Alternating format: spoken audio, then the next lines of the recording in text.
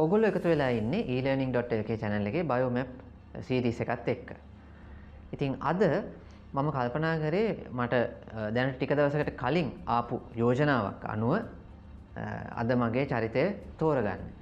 ඉතින් ඔයගොල්ලෝ දන්නවා සමහරලාට ඔයගොල්ලොත් කමෙන්ට්ස් විදිහට අපිට විවිධාකාර අය ගැන යෝජනා කරනවා මෙයා ගැන කරන්න අනාදී වශයෙන්. ඉතින් ඒවා අපේ ලයිස්ට්ුවේ තියෙනවා. ඉතින් මේ එයින් එක්කෙනෙක් ගැන තමයි මේ අපි අද කතා කරන්න බලාපොරොත්තු වෙන්නේ. ඉතින් channel එක subscribe කරලා bell icon එකේම click කරගෙන තියාගන්න. මොකද අපි හැම සතියෙම මේ video series එක කරන නිසා. අද අපි කතා කරන්නේ Dwight D. Eisenhower ගැන. ඔයගොල්ලෝ ගොඩක් වෙලාවට දන්නවා Dwight D. Eisenhower කියන්නේ දෙවන ලෝක යුද්ධයේ කාලේ නෝමෑන්ඩි ගොඩ බැසීම අවස්ථාවේ මිත්‍රපාක්ෂික හමුදාවලට නායකත්වය දීපු අනදෙන නිලධාරියා. ඒ වගේම ඔහු පස්සේ කාලෙක ඇමරිකාවේ ජනාධිපතිවරයෙක් වශයෙන් කටයුතු කළා. ඉතින් අයිසන්හවර් කියන පුද්ගලයා ඇමරිකානු ඉතිහාසයේ එක්තරා යෝධ චරිතයක් බවට පත් වෙලා තියෙනවා. හැබැයි තව පැත්තක් තියෙනවා. අයිසන්හවර් කියන්නේ කවදාවත් යුද්ධ පෙරමුණේ ෆ්‍රන්ට් එකේ ඉස්සරහට ගිහිල්ලා යුද්ධ හමුදා මෙහෙවපු කෙනෙක් නෙමෙයි. එතකොට කොහොමද අයිසන්හවර් මෙච්චර දක්ෂයෙක් බවට පත් උනේ? ඕක තමයි ප්‍රශ්නේ. ඉතින් අයිසන්හවර් ගැන කතා කරනකොට අයිසන්හවර් උපදින්නේ 1890 ඔක්තෝබර් මාසේ 14 වෙනිදා. ඔහුගේ කුඩා කාලය ගෙවෙන්නේ කැන්සස් ප්‍රාන්තයේ. ඊට පස්සේ ඔහු හමුදා සේවයට ආවට පස්සේ ඔහු විවිධාකාර තැන්වල සේවය කරනවා. ඔහුගේ ඇත්තටම දෛවෝපගත සිද්ධියක් කියන්නේ දැන් ඔහු පස්සේ කාලෙක ජර්මනුවන්ට විරුද්ධ යුද්ධය ගෙනිච්චේ. නමුත් ඔහුගේ මව සහ පියා ඒගොල්ලෝ බොහෝ දුරට ජර්මන් සම්භවයකින් ආපු කට්ටිය. ඇමරිකාව අපි දන්නවා විවිධාකාර විශේෂයෙන්ම යුරෝපයෙන් සහ පස්සේ අප්‍රිකාවේ වහල් මෙහෙයට අරගෙන ගියපු අයගෙන් යනාදී වශයෙන් විවිධාකාර ජනවර්ග වලින් හැදිච්ච රටක්නේ. ඉතින් අයිසන්හවර් කියන්නේ බොහෝ දුරට ජර්මanu සම්භවයක් තියෙන අයෙක්. අයිසන්හවර්ගේ මව එක පැත්තකින් බොහොම ආගම ධර්මයට ලැබි කාන්තාවක්. අනික් පැත්තෙන් ඉතිහාසය පිළිබඳ උනන්දු කෙනෙක්. එතකොට ඇය ගාව ওই ඉතිහාසය පිළිබඳ පොත්පත් තිබිලා තියෙනවා. අයිසන්හවර් ඉතිහාසය ගැන උනන්දු වෙන්නේ ඒ අනුව. ඊට පස්සේ ඔහු හමුදා සේවය ගැන උනන්දු වෙන්නේ ඒ අනුව කියලා තමයි කියන්නේ. එතකොට ඇත්තටම ඔහුගේ මව යුද්ධ වලට විරුද්ධ කෙනෙක්. හැබැයි අයිසන්හවර් හමුදා සේවය ගැන උනන්දු වෙලා හමුදාවට බැඳෙන්න තීරණය කරනවා. ඔහුගේ මව ඒ පිළිබඳව විරෝධයක් දක්වන්නේ නැහැ කියලා තමයි සඳහන් වෙන්නේ. ඉතින් අයිසන්හවර් 1911 දී වෙස්ට් පොයින්ට් මිලිටරි ඇකඩමි එකට ගිහිල්ලා 1915 දී එයින් පිට වෙනවා. ඔහු විශිෂ්ට දක්ෂ ශිෂ්‍යයෙක් නෙමෙයි. ඔහු සාමාන්‍ය ශිෂ්‍යයෙක් හමුදා පාසලේ. ඉතින් 1915 දී ඔහු එතනින් සමත් වුණාට පස්සේ ඒ කාලේ තමයි පළවෙනි ලෝක යුද්ධය පටන් අරගෙන තියෙනවා. ඇමරිකාව යුද්ධයට සම්බන්ධ වෙන්නේ 1917. යුද්ධයට එළඹෙනකොට ඇමරිකාවේ ඇත්තටම යුද හමුදාව ඉතා කුඩා යුද හමුදාවක්. ලක්ෂයක විතර පිරිසක් තමයි ස්ථිර හමුදාවේ හිටියේ. ඉතින් හමුදාව වේගයෙන් වර්ධනය කරන්න පටන් ගන්නවා. එතකොට දැන් අර කුඩා හමුදාවක් නිසා මුලින් තිබ්බේ ඒකේ කනිෂ්ඨ නිලධාරීනුත් ඇත්තටම වැදගත් තැනක් ගන්නවා. පස්සේ හමුදාවේ විකාශනය සිද්ධ වෙනකොට පළවෙනි ලෝක යුද්ධ කාලේ අයිසන්හවර්ට ඇත්තටම සේවය කරන්න සිද්ධ වෙන්නේ නැහැ යුද්ධ පෙරමුණේ. ඔහු ඒ කියන්නේ යුද්ධ පෙරමුණට යන්න කලින් යුද්ධ ඉවර වෙනවා. ඉතින් ඊට පස්සේ ඔහු ගොඩක් දෙනා පළවෙනි ලෝක යුද්ධය ඉවර වුණාට පස්සේ අර විශාල හමුදාව ආයේ කුඩා කරන්න පටන් ගන්නවා. ඒ හමුදාවේ සමහර අය නිදහස් කරනවා. ඒ අනුව මේ හුඟක් ඔය ඔහුගේ සමකාලීන නිලධාරීන් සැලකිය යුතු පිරිසක් හමුදාව අතහැරලා ඊට වඩා වැඩි වැටුපක් ලැබෙන රැකියාවන් කරා යොමු වෙනවා. නමුත් අයිසන්හවර් දිගටම ඔහුගේ හමුදා සේවයේ නිරත වෙනවා. ඊට පස්සේ ඔහු විශේෂයෙන්ම අවධානය යොමු කරන්නේ ක්‍රමෝපායික උපක්‍රමික විද්‍යාව පිළිබඳව සහ විශේෂයෙන්ම කළමනාකරණය පිළිබඳව. එතකොට ඔහු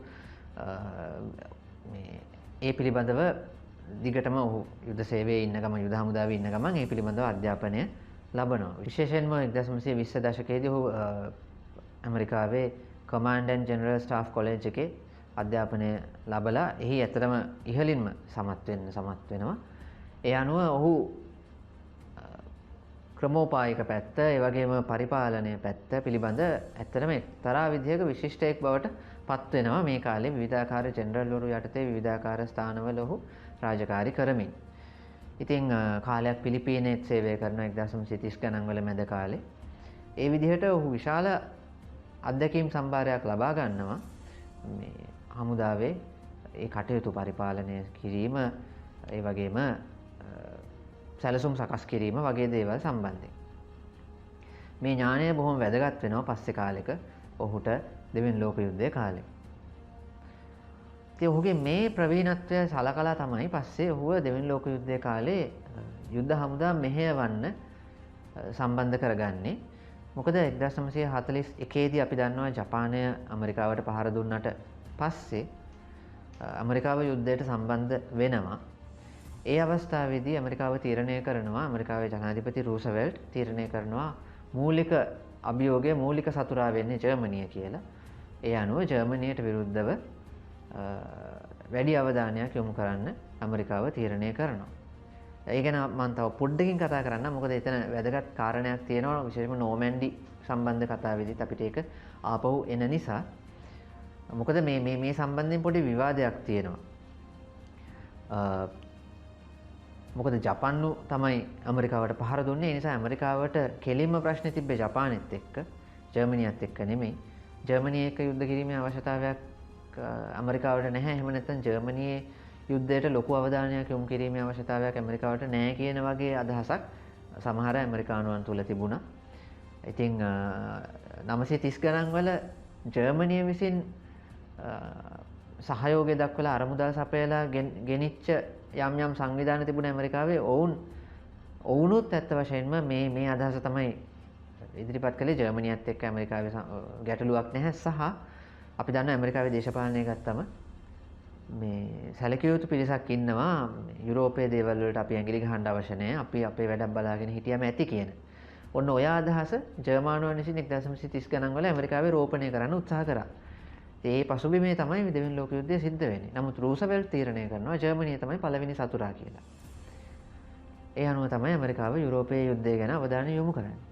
මේ අවස්ථාවේදී මේ විවිධාකාර කණ්ඩායම්, කියන්නේ ජර්මනියට විරුද්ධව යුද්ධ කරන්න විවිධ කණ්ඩායම් සම්බන්ධ වෙනවා. බ්‍රිතාන්‍යය ඉන්නවා, ඊළඟට ප්‍රංශය ගත්තම ප්‍රංශයේ ශාල් ඩි ගෝල්ගේ කඳවුර තියෙනවා, නිදහස් ප්‍රංශය.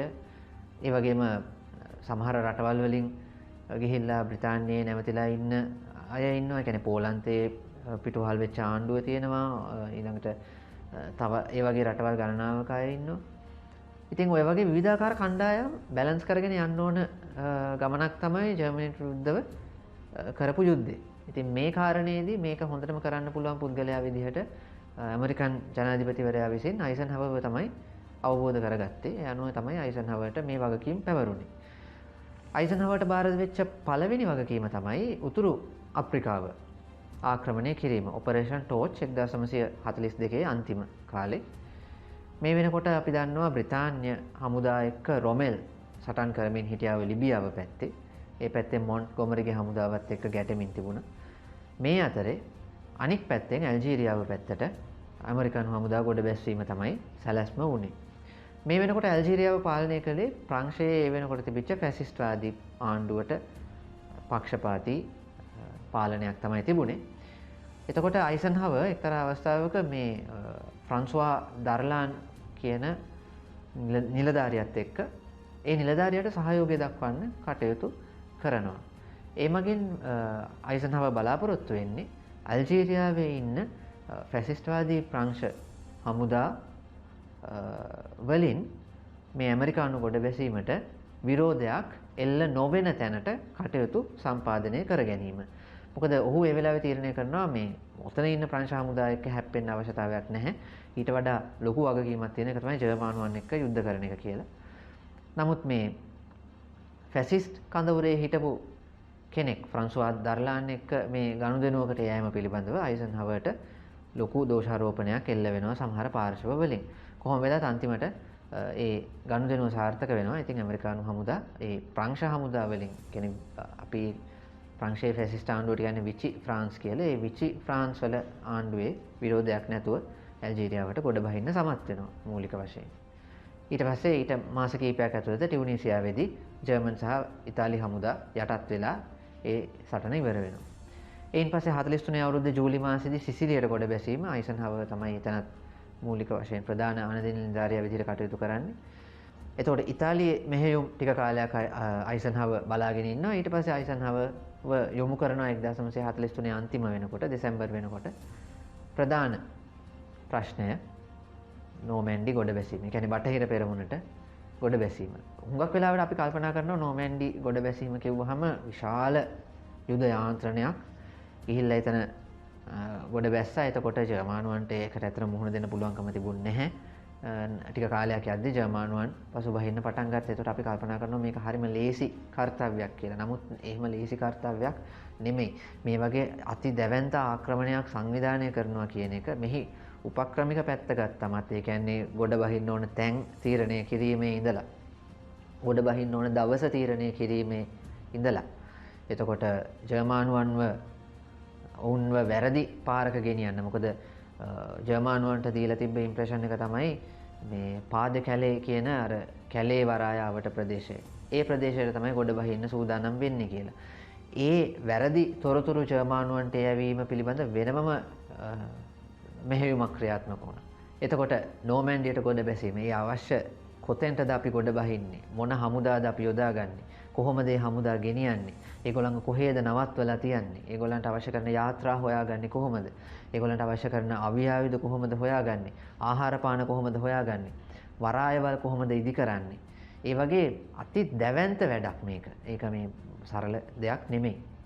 ඒ වගේම මේ රහස තියාගන්නේ කොහොමද? ලක්ෂ ගාණක් හමුදා සේනාංකයන් සහභාගී වෙන යුද්ධයකදී මේ රහස තියාගන්නේ කොහොමද? ඔන්න ඔය වගේ කාරණා ගොඩක් ඇත්තටම සලකා බැලිය යුතුව තිබුණා. ඉතින් නෝමැන්ඩි ආක්‍රමණය සම්බන්ධයෙන් තොරතුරු දැනගෙන හිටපු සමහර අය ටික දෙනයි දැනගෙන හිටිය අන්තිම කාලේ වෙනකම්.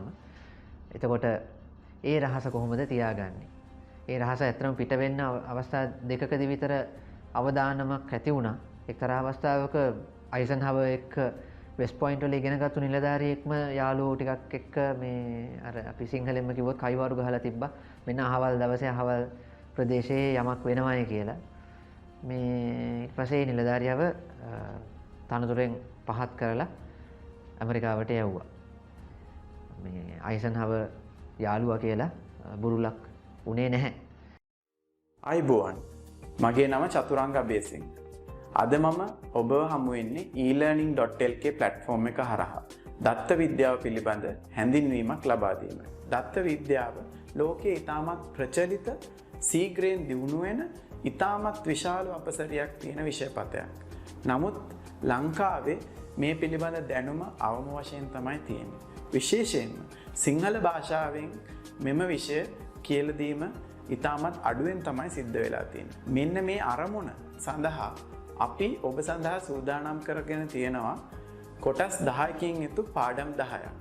මේ 10 තුලින් ඔබට දත්ත විද්‍යාව පිළිබඳ මූලික අවබෝධයකුත් දත්ත විද්‍යාවෙන් ඔබට තෝරාගත්ත හැකි කොටස කුමක්ද, එය ඔබ තවදුරටත් අධ්‍යයනය කරන්නේ කොහොමද කියලා අවබෝධයක් ලබා ගන්න පුළුවන්. මේ නව දැනුම ලබා ගැනීම සඳහා අපිත් එක්ක එකතු වෙන්න කියලා මම ඔබට ආරාධනා කරනවා.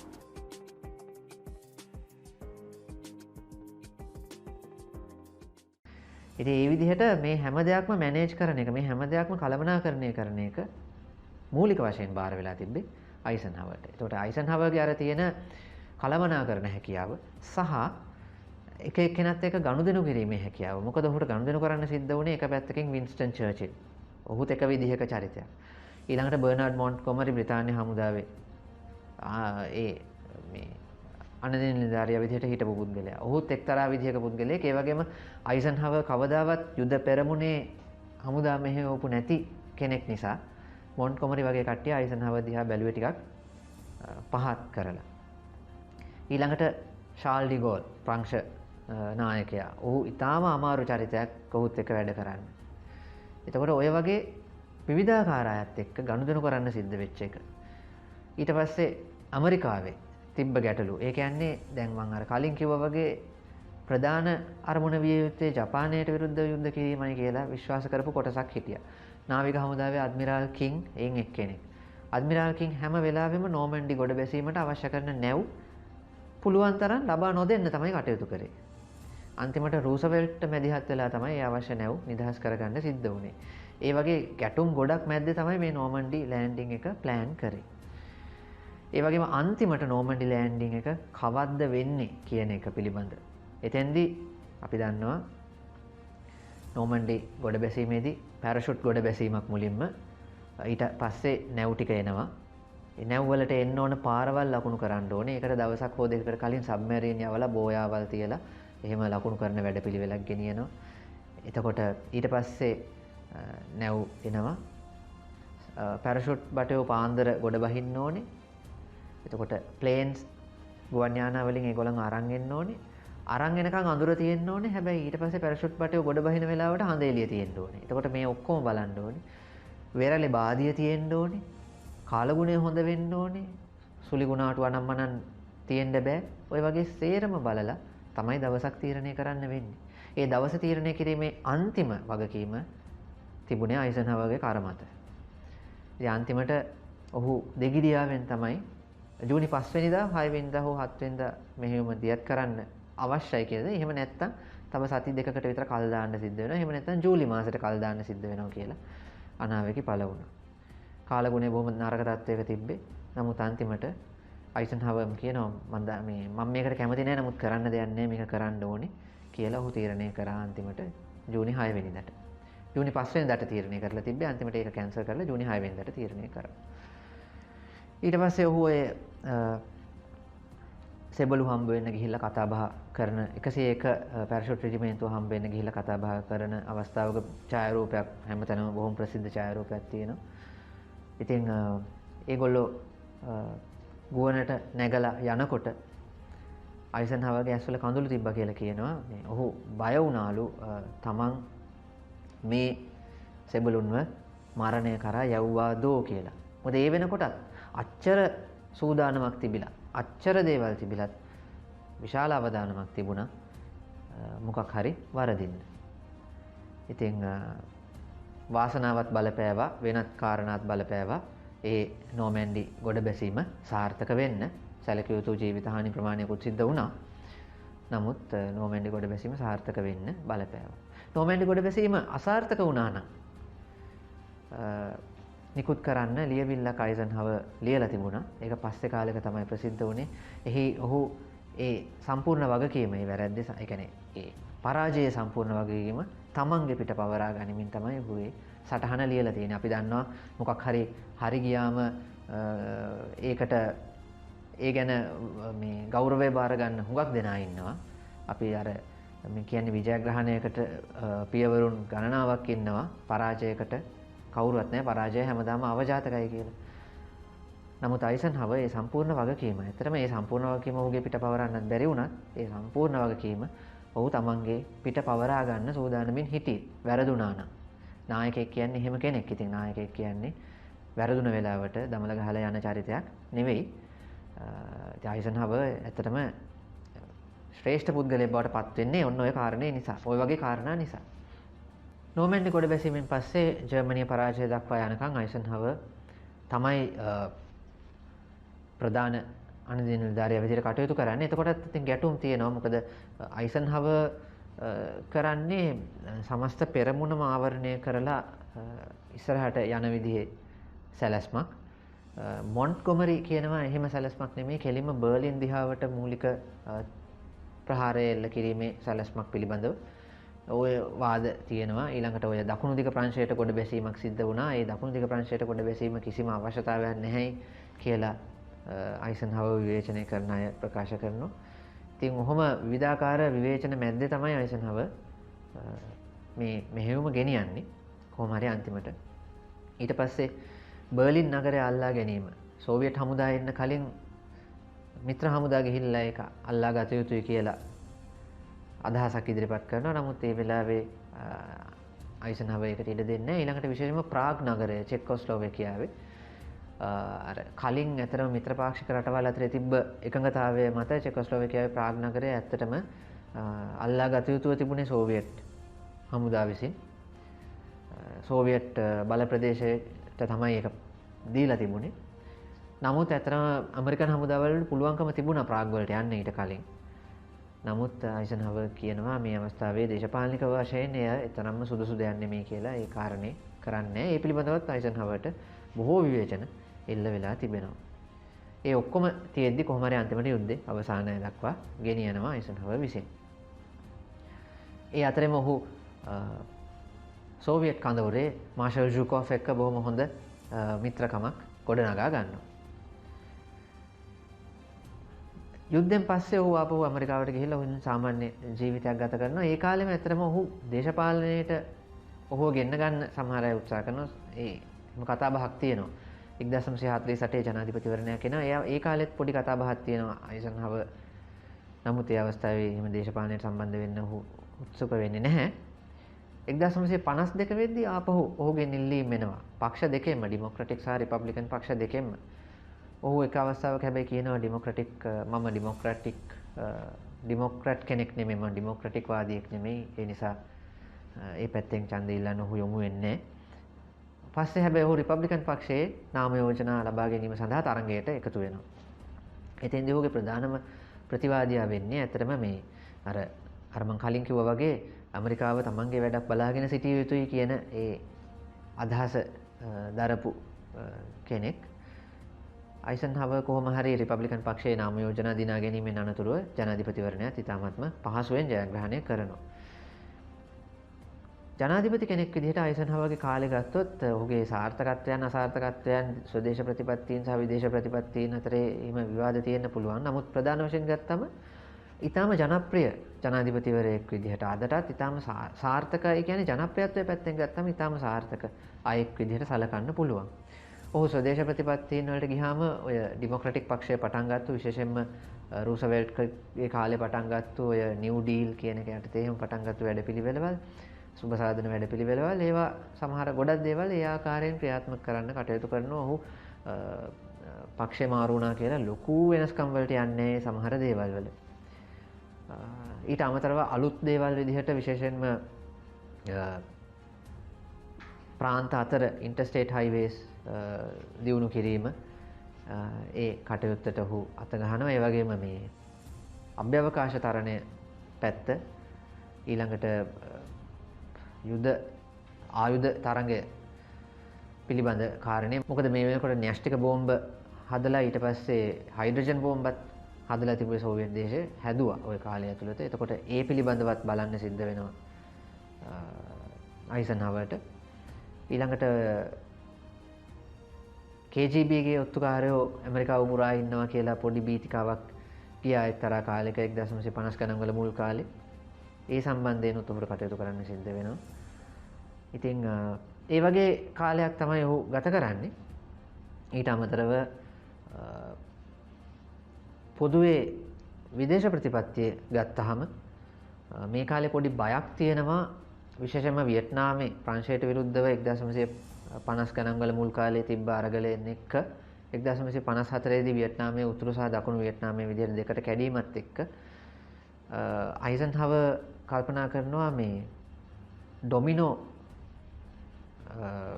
ඉෆෙක්ට් කියන එක. ඒ කියන්නේ ඩොමිනෝ ආචරණය කියන එක.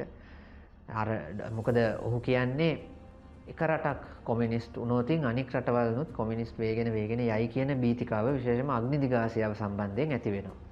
ඒ අනුව ඔය සියටෝ ආරක්ෂක වැඩපිළිවෙල වගේ වැඩපිළිවෙළවල් වලට යනවා. ඒ පැත්තේ කොමියුනිස්ට් විරෝධී කඳවුර ශක්තිමත් කිරීමේ කටයුතු වලට අයිසන්හවර් සම්බන්ධ වෙනවා අග්නිදිග ආසියාවේ.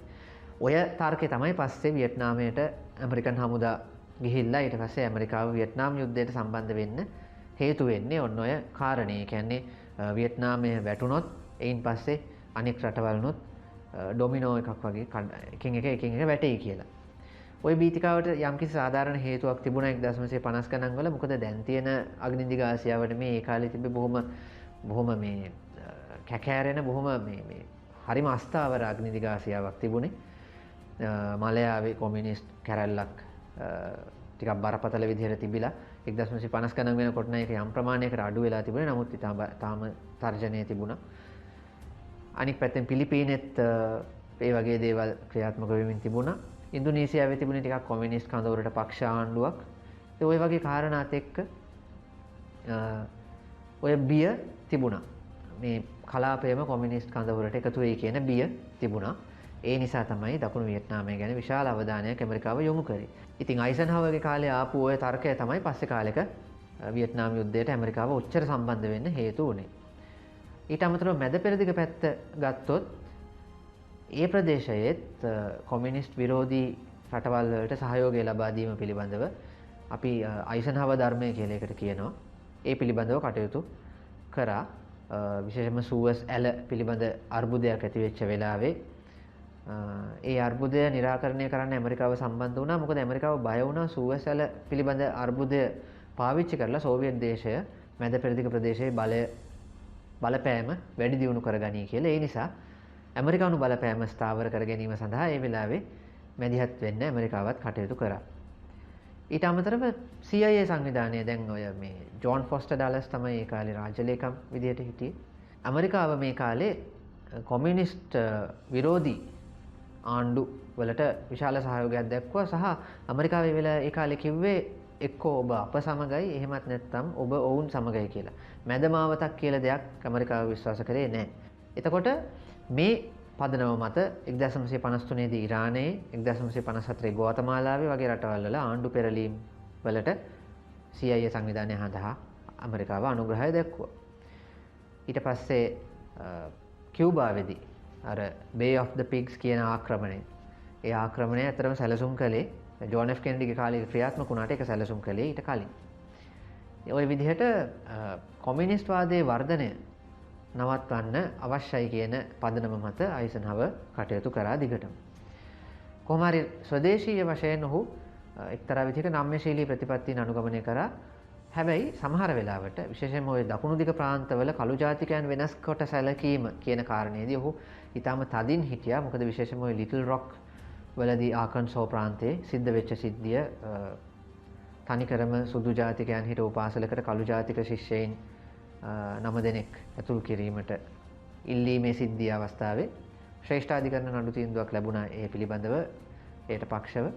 ඒ අවස්ථාවේ ආකන්සෝ ප්‍රාන්තයේ ඒක ක්‍රියාත්මක කිරීම පස්ස ගහනකොට ඇමරිකානුවන් ඒ කියන්නේ අයිසන්හවර් ෆෙඩරල් හමුදා යවල ඒ කටයුත්ත ක්‍රියාත්මක කෙරෙව්වා. කොහොම හරි අයිසන්හවර්ගේ අවුරුදු 8 ඔහු ඇත්තටම සාමාන්‍යයෙන් ගත්තම ඇමරිකාවේ බොහොම ජනප්‍රිය චරිතයක් විදිහට හිටියා. විශේෂයෙන්ම ඔහු මාධ්‍ය සමග බොහොම හොඳින් කටයුතු කරා. ඔහු ඊට කලින් මාධ්‍ය ඒ කියන්නේ ඊට කලින් ජනාධිපතිවරුන්ට වඩා ඔහු මාධ්‍ය සමග හොඳින් කටයුතු කරා. ඔහුගේ ප්‍රතිරූපය ගොඩනැංවීම පිළිබඳව ඔහු ඉතාමත්ම අවධානයෙන් කටයුතු කරා. ජනාධිපති ධූර කාල දෙක ඉවර වුණාට පස්සේ ඔහු